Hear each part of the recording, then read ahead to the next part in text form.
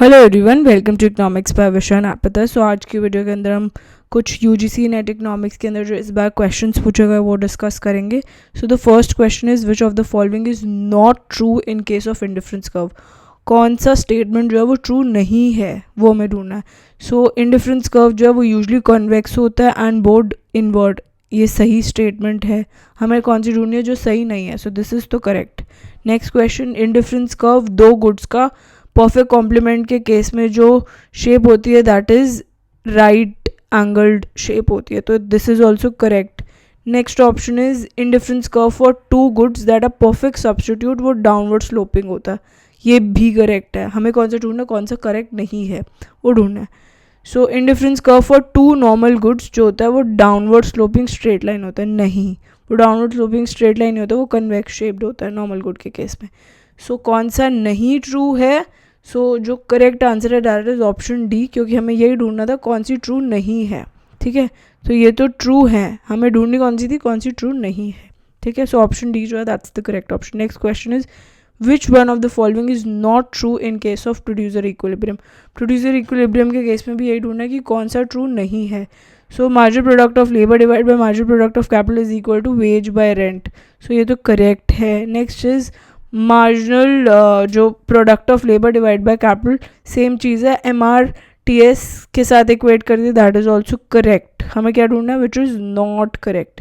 ठीक है, next option, इसके अंदर बस इसको क्रॉस कर दिया है तो वो भी करेक्ट है, मतलब एक तरीका ही है लिखने का इस इक्वेशन को। सो दिस इज ऑल्सो करेक्ट। दूसरा क्या है, MRTS is equal to R/W, ये तो सही नहीं है। हमने क्या पढ़ा है, it should be veg by rent. ठीक है, यहाँ पे क्या कर दिया, रेंट बाय वेज। सो ये जो है दिस इज़ नॉट करेक्ट।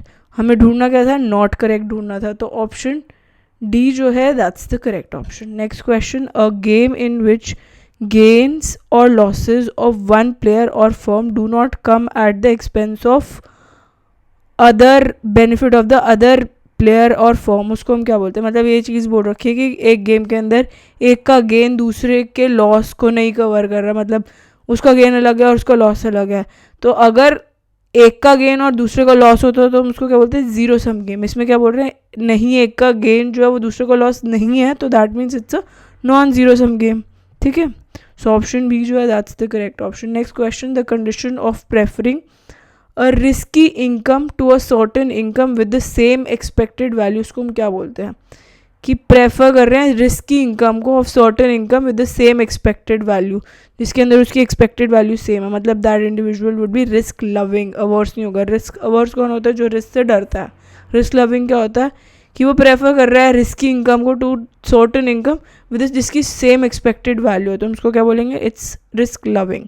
ठीक है, next question is dash arises when the firm can produce any combination of two output more cheaply than would two independent firm that each produce a single output। तो इसमें क्या चीज़ बता रखा है कि अगर फॉर्म जो है वो कॉम्बिनेशन में दो आउटपुट प्रोड्यूस करते हैं वो चीपली प्रोड्यूस करेंगे रादर देन फॉर्म्स इंडिपेंडेंटली उसको प्रोड्यूस करे, सिंगल प्रोड्यूस को, एक आउटपुट को इंडिपेंडेंटली प्रोड्यूस करे।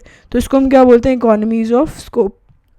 मतलब जब आप एक फर्म की बजाय और सारे इकट्ठे फर्म्स जो हैं, मतलब एक फर्म बहुत सारा आउटपुट प्रोड्यूस करती है तो मतलब वो ज़्यादा चीपली प्रोड्यूस कर पाएगी रादर देन हर एक अलग अलग फर्म जो है वो इंडिविजुअल आउटपुट प्रोड्यूस करे। तो इसमें जो करेक्ट ऑप्शन है that is economies of scope.